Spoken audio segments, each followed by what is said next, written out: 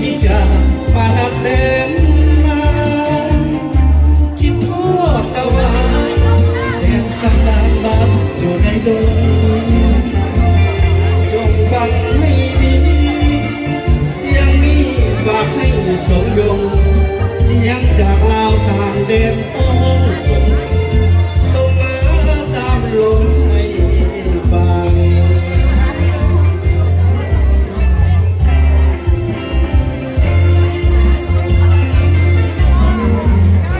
โอเคขอบใจหลายๆอีกคนนึงหลายเดือนแล้วไม่ได้พอเพลงเนาะ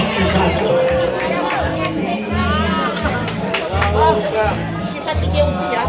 Elle est pas d'accord.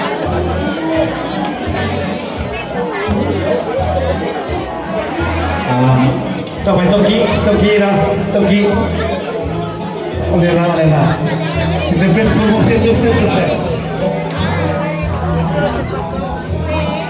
ต้องกี้สักนิดก่อนนะเสร็จแล้ววันนี้งานกันเองเรื่องวันนี้งานกันเองไม่ต้องเชื่อมกันวันนี้จะกันเอง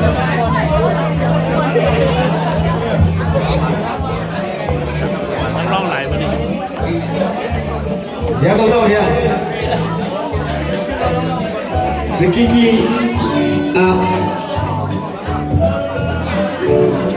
นิโน่พี่ชอบเต้นนิโน่พี่ชอบเต้นนิโน่เอาแม่ร้องอยู่เพลงแม่โอเค